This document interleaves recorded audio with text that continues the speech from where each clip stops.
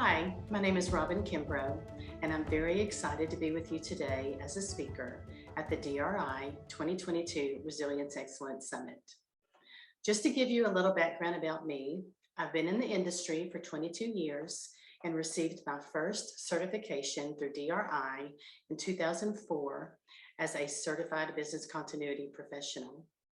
I currently hold 2 certifications, a Master Business Continuity Professional and a Certified Cyber Resilience Professional.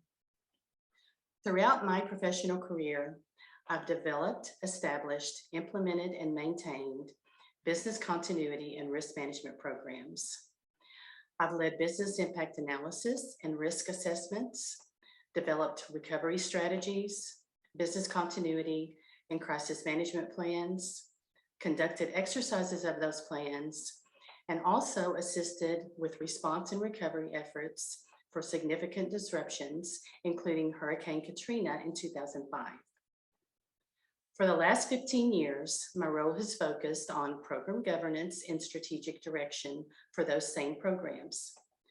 My objective for today is to share with you at a very high level some practical learnings from my experience in keeping the program relevant to the ever-changing risk landscape and strategic direction of the business.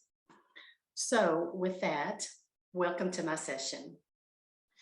My session for today is, so you have an established, mature program. Now what? That's a great question, isn't it? When you think about program relevancy, it's really about rejuvenation. How do we keep the momentum and the energy level high year after year in a way that is not just perceived as checking the box to meet a compliance requirement? We do that by thinking outside of the box, simplifying processes as much as possible without jeopardizing the integrity of the data that we collect. It's likewise important to keep up on industry best practices and standards and keep up with what is going on in the news and supply chain and the ever-changing risk and threat landscape. When you think about program relevancy, it's really about rejuvenation. How do we keep the momentum and energy level high year after year in a way that is not perceived as just checking a box to meet compliance requirements? We do that by thinking outside of the box, by simplifying processes as much as possible without jeopardizing the integrity of the data that we collect. It's likewise important to keep up on industry best practices and standards. Keep up with what's going on in the news, the supply chain, and with the ever-changing risk and threat landscape. This is an important piece of program maturity because we all have one goal in mind, and that is to keep our company resilient in the face of any disruptions to the business. As practitioners in this industry, we're always challenged to think about the big picture and beyond, to think outside of the box, plan for the future in preparation for change. Have you established a vision and strategic plan for the program? Do you have clarity on where the program is going long term? It can't stay stagnant. It needs to grow with the organization and evolve. The roadmap you'll create from the vision and strategy sets that in motion and lets you see the progress you're making. As an example, if your vision for the program is organizational resilience or enterprise resilience, you'll need to establish short and long-term goals to get there. Show where you are today and where you want to be at the end of the roadmap. The roadmap represents the clear direction, and it gives you the ability to measure how you will get there. It can be used to clearly articulate your vision, which is the end result, and the strategy, which is how you will get there. It can also create excitement within your organization and the future you envision for the program. Think of it like architecting a big, beautiful building with all the amenities to get people excited about coming to work in that building every single day. You'll need to think through the activities and the milestones required for both short and long-term goals. Break it down into logical and accomplishable goals and priorities. Think about resources required. Do you need to bring in experts from other parts of the company to help? Do you need additional headcount? or is any type of funding required? Be sure that you report on the progress on a regular basis. And don't worry if you have to make changes. Milestones and goals will have to change if you have bumps in the road.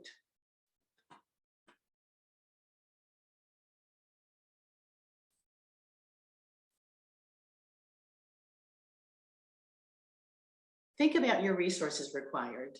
Do you need to bring in experts from other parts of the company to help? Do you need additional headcount, or is there additional funding required? Create your roadmap, create a visual. Use it to drive discussions within your organization and report on it on a regular basis. Don't worry if you have to make adjustments. There will be bumps in the road, and you'll be able to adjust your milestones in order to achieve those. How is resilience, business continuity, and crisis management planning viewed in your organization? Is it an annual check the box, or is it ingrained in everyday activities? Having a solid marketing plan helps to create communication channels, identify the target audience, and can be used to help develop future strategies. It also gives you an opportunity to highlight some of the strategies for your program, and also to get the word out to other organizations that may not be familiar with your program and how it benefits their organization, promoting awareness. Some of the areas to focus on in that marketing plan are communications. Are your communications effective? Are they hitting the right audience? Are they insightful and streamlined? Not too frequent, but frequent enough to spark interest and keep your target audience informed. Educational lunch and learns. These are voluntary meetings, training and awareness, or presentations during the lunch hour. It can be a brown bag, or perhaps your organization might spring for pizza to be brought in.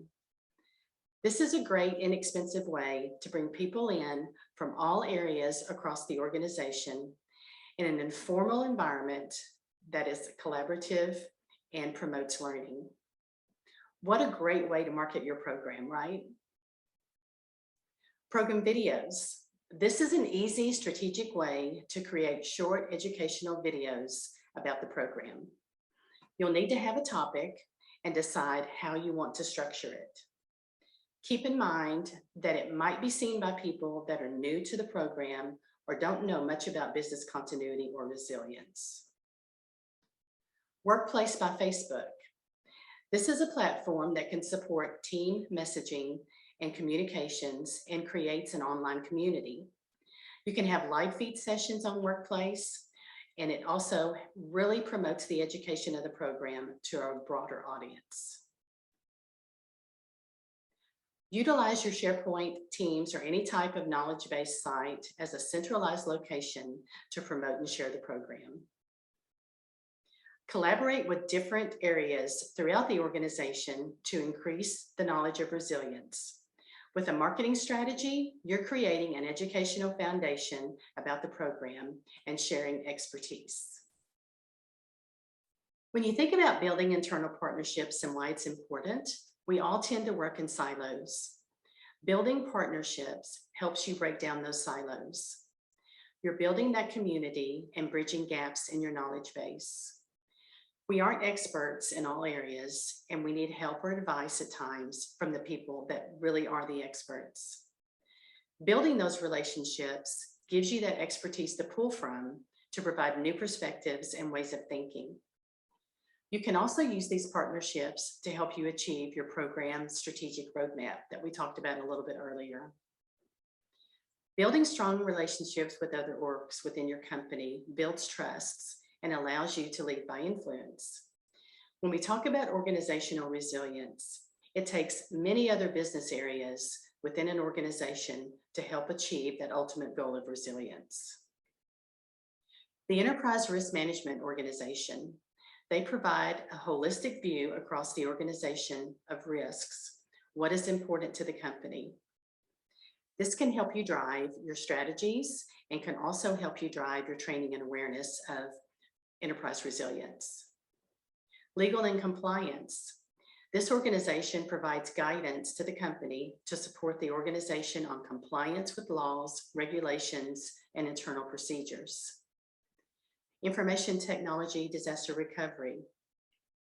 These are the experts on technology and recovery requirements.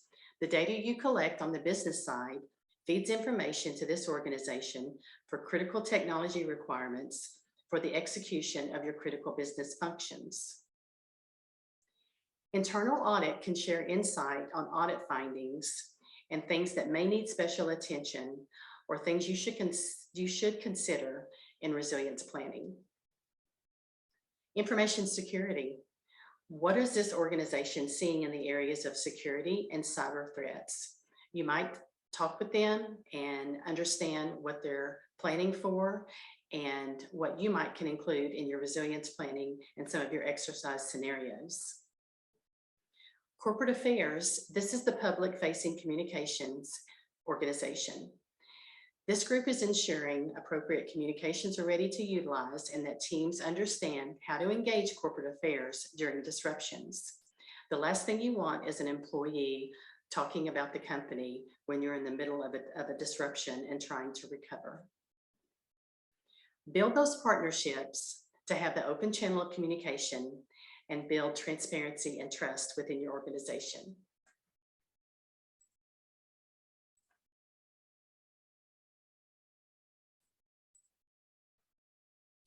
Consider benchmarking with industry peers. What do I mean when I say benchmarking? I'm talking about benchmarking best practices, program metrics, or tools. Benchmarking your business continuity program with other business continuity peers can be beneficial and can help you further mature your program. There are obviously things that you can and cannot divulge, like data, gaps in your program, or anything like that. So be sure that you're talking to your leadership before agreeing to do any benchmarking, and that you set clear parameters about what will be benchmarked and discussed. You can also do internal benchmarking with other organizations within your company. Use those relationships that we just talked about to possibly benchmark how they execute their programs, what kind of tools they're using, and how they compile their metrics. You can have very insightful conversations through benchmarking, and it's a great way to collaborate with other peers in your organization and share best practices. Regular program reviews are critical to highlight the accomplishments of the program. You can also use these reviews to highlight roadblocks or assistance needed to overcome any type of obstacle. These should be done at least annually, preferably semi-annually if possible. By sharing program statistics, metrics, and key activities being accomplished, you can obtain feedback and understand expectations they may have for how the program is meeting objectives. Be sure that you set a clear agenda for those reviews so that each time you meet, you can report on progress made from the last review. An example of a clear agenda might be overall health of the program over the last 6 months versus the previous 6 months. You can highlight risks and mitigations established, and if those risks have been reduced or increased over the last 6 months versus the previous 6 months. You can also highlight any new risks identified, report on the number of exercises conducted or the number of disruptions. Having these program reviews allows for leadership awareness, clear communication, and it helps facilitate any changes to the program. It also establishes that trust. You have the ability to influence the direction of the program through the trust and confidence that you build with your leadership. Let's talk a little bit about program requirements. Thinking about program requirements and industry standards. While your organization may not be regulated or required to adhere by applicable regulations, a good practice for compliance is mapping your business continuity program requirements to industry standards and regulations. Some of the standards to consider are International Standard ISO 22301, which covers preparation for and responding and recovering from disruptive events. There's also ISO 22313, which gives guidance on applying business continuity management system referred to in ISO 22301. There's also NIST cybersecurity framework, which provides guidance for organizations on managing and responding and reducing cybersecurity risks. All three of these are great frameworks and regulations to use for program requirements. Having this mapping to accepted methodology provides a credible reference point for your program requirements and those outputs. Conduct annual surveys with your stakeholders and key contributors of the program. It doesn't have to be a long survey, maybe 4 or 5 pointed questions on how the process is working. You could also include questions on your tool and the functionality. Resilience planning milestones are often completed by employees that aren't professionals in the industry. So our job is to ensure that they have the appropriate understanding of the why, the how, the what, the tools, the guidance documentation, instruction, and in consultation from us as professionals to accomplish the work. When you think about what you want to get out of the survey, be very clear with your questions and make sure they are applicable to the audience you're surveying. You can ask questions related to the program effectiveness, the ease of maintaining the program, the support received. Are they receiving adequate support from the business resilience team, from their organization? Are the metrics clear? And are the metrics driving actions? If not, what recommendations do they have? Surveys are an easy way to get feedback and can help determine how well your program is functioning. We all know sometimes it's tough to get people to fill out surveys. We can't always use incentives to get responses, but what we can say is we want your feedback, we need your feedback, and we're very interested in what you have to say, good or bad. We want to know what's working and what's not working. I prefer to not make surveys anonymous because I want to follow up personally. I want to reach out to them and say, hey, thank you for taking the time to fill out the survey. We got your feedback, we appreciate it, and here's what we're going to do about it. When you ask a stakeholder to fill out a survey, take action and report on the action. If you show that you're taking action, they are more apt to provide feedback for future surveys.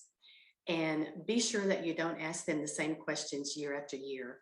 Change those survey questions based on how the program has changed.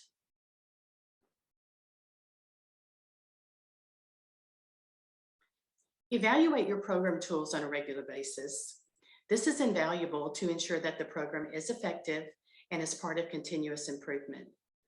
When you're providing a resource to stakeholders and teams that are actually executing the program requirements, you want to ensure that the tools are as good as they can be and relevant to how the program matures and changes. Make sure that your sites are easily accessible and easy to navigate. If you've had the same tools and the same knowledge base for several years, it's okay to do a site overhaul from time to time. Let's talk about quality assurance. Why is a quality assurance program important? You're using the data and information collected from all of the requirements of the program, the business impact analysis, the risk assessment, dependency analysis, gaps identified, exercises, and corrective actions. All of this feeds into your metrics and reporting. There should be checks and balances to validate that that information is accurate. Build a QA model that holds teams accountable to the data that's being collected and conduct regularly scheduled reviews of that data. When you quality assurance check the data, make sure that you choose just a random selection of business areas and report out on the quality of the data they're collecting. You're looking for incomplete or inconsistencies in data.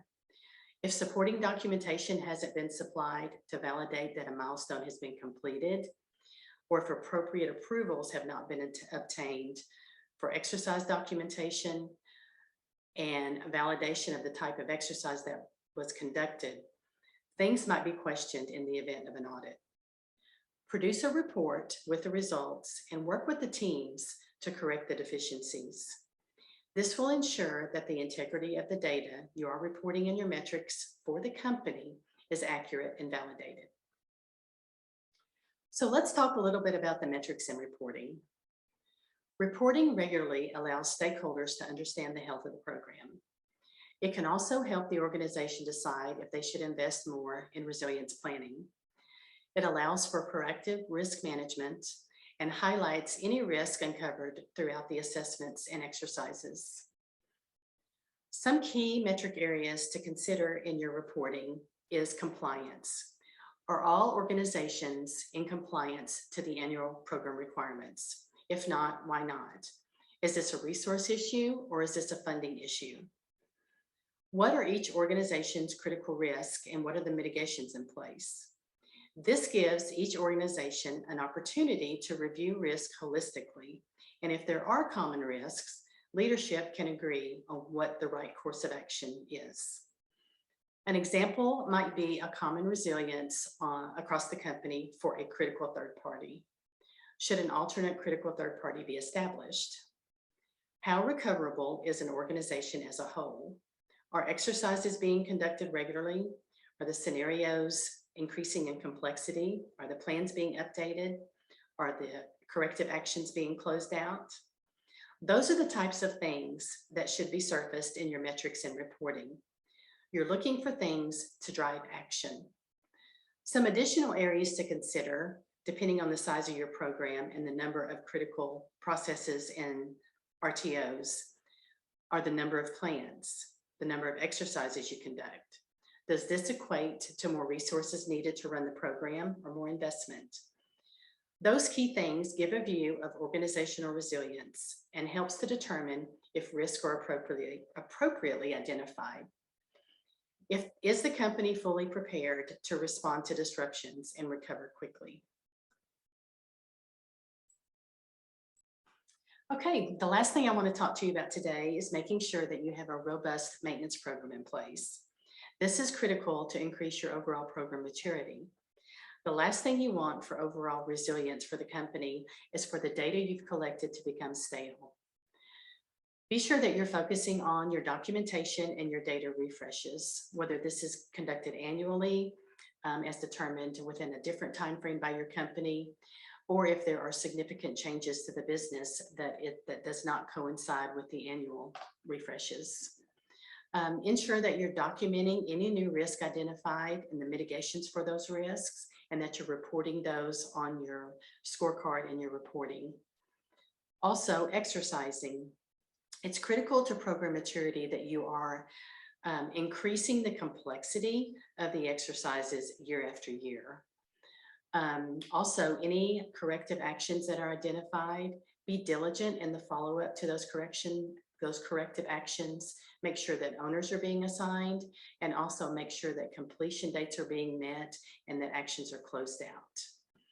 Also, ensure that plans are updated to reflect any of the outcomes of the exercise, also any new risk identified, and that those are redistributed to key stakeholders.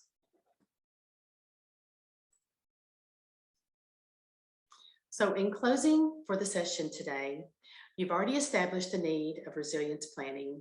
You've obtained your support and funding. You have your policy, you have your framework, your standard and requirements, and have educated your teams on the basics concept of resilience planning.